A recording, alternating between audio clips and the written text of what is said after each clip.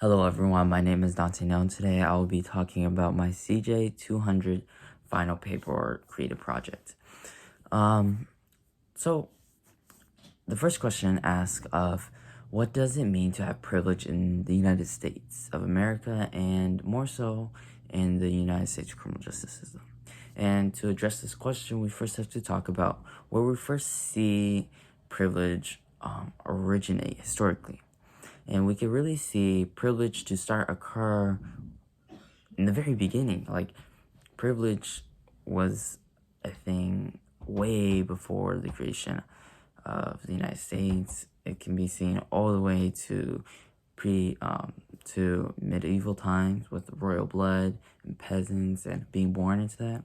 But that's not super relevant to the United States. So we see privilege originate in the very beginning of the United States with slavery, and that was a huge thing.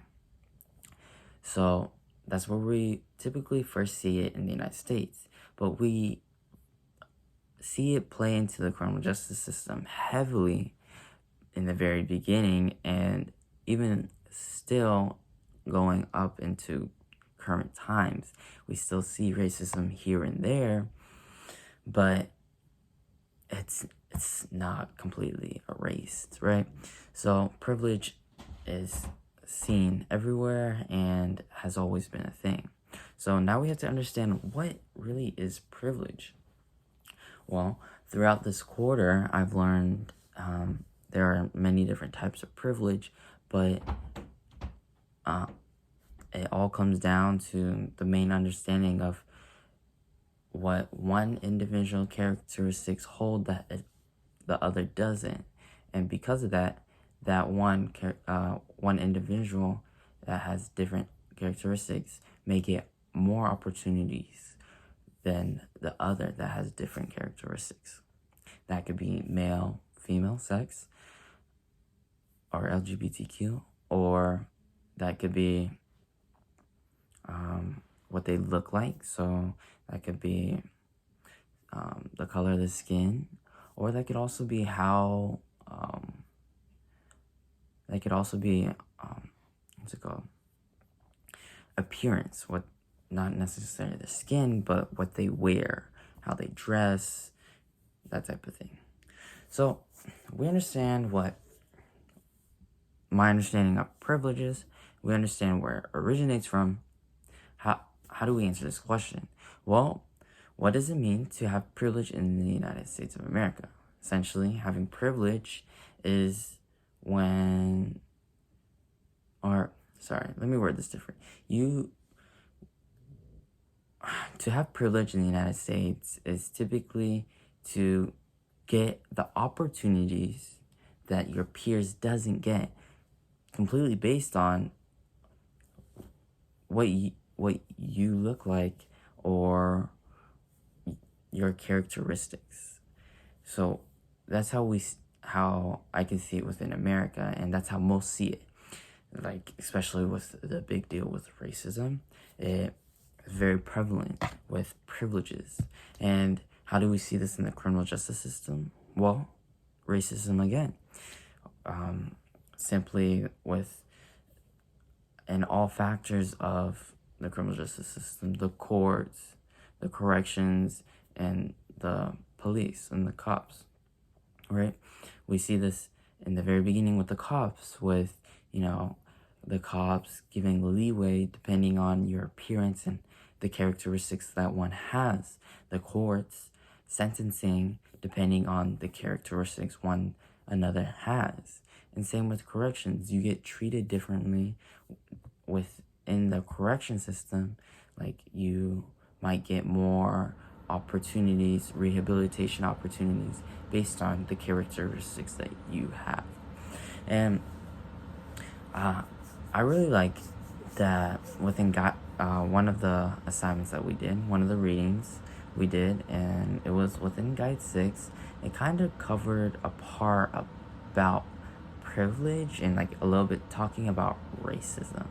And it kind of stood out to me as it's seen, like, it's relevant today, and how it relates to the question.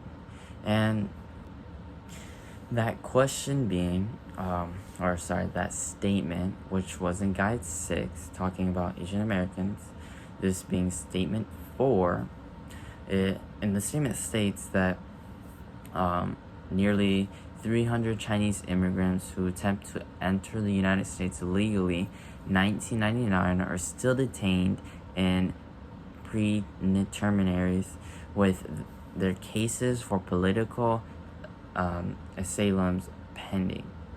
And this is relevant today in today's society for the reason, not just society, but in this question of privilege, and it relates to the criminal justice system and in America, for the reason being that right now we have a open border crisis. Good or bad, it doesn't matter, but it's shown that privilege, that those individuals coming from the southern border are freely walking in as immigrants or individuals without proper documents that say that they could cross the U.S., right? They're illegally crossing, are just freely walking around, and they're completely being accepted into our society, which can be controversial, but it's privilege because these individuals that are Asian American that came from all the way in 1993 are still in penitentiaries. Sorry, they're still in penitentiaries, and like they came here, similar to those individuals from the southern border. They came here, and they're being held up by the criminal justice system while those individuals are just getting allowed to walk right through. So that is a example of current privilege. Like, those characteristics are that simply because they came from another continent, or they came here, simply they just came from a different continent, right? They came here illegally. They are being held, while those other individuals that came from the southern border came from another continent, completely different, but came also illegally, but are just walking right in. So I see that as privilege towards those individuals that came from the southern border, and I think that's completely unfair. And you can see that, and it's a serious thing. And I think also, like, not just only is it I think that's just very interesting to me, because also those individuals are able to walk right through, no problem, drive anywhere they want, but like when you go through Canada, you still have to check for passports.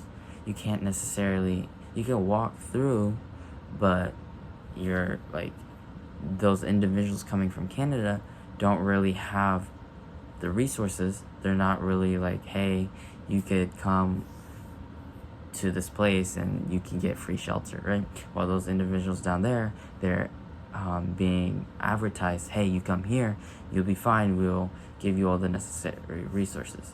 So that's current situation of privilege that's being portrayed in the United States and in the criminal justice system.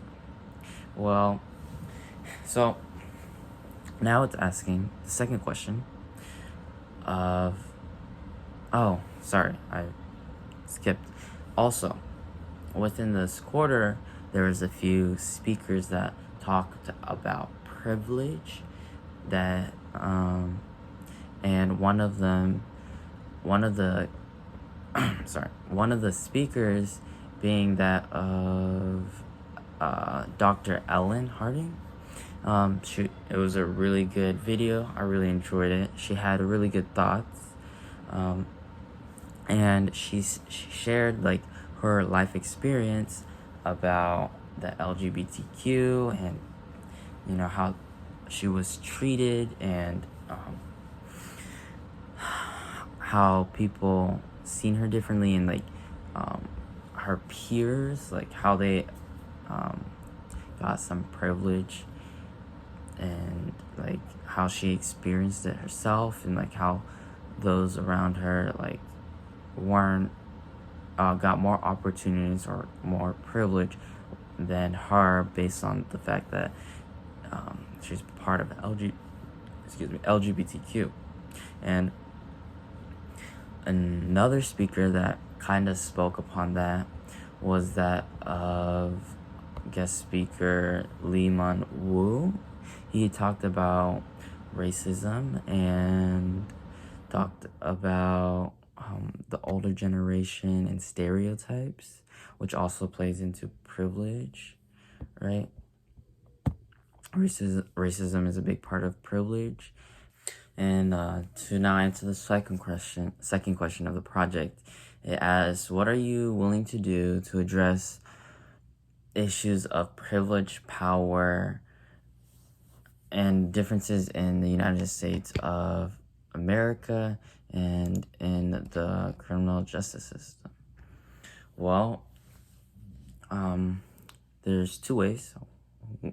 The first way is to advocate, and this is, for myself, this is not too hard, as I am currently going to be joining the cadet program. I'm in JRTC program, so I'm in all these different influential community outreach programs that connect with different types of communities, and I'm able to express, hey, sorry, hey,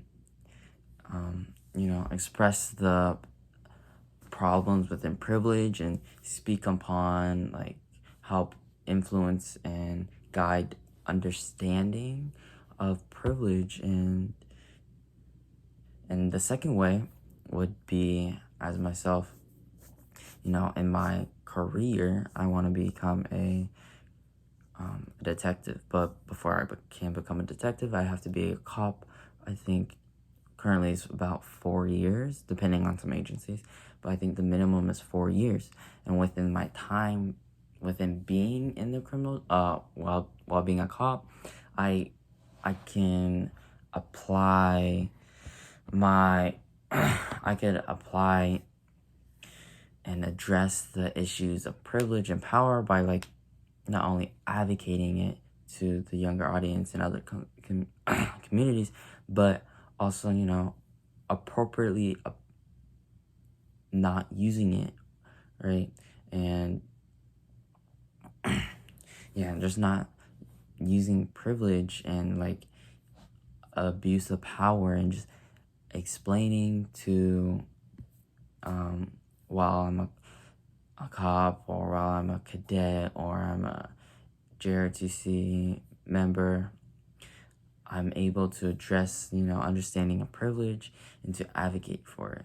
And while I'm in the career field, in the cop, I could appropriately apply that and not use that, have negative bias within my workspace, right?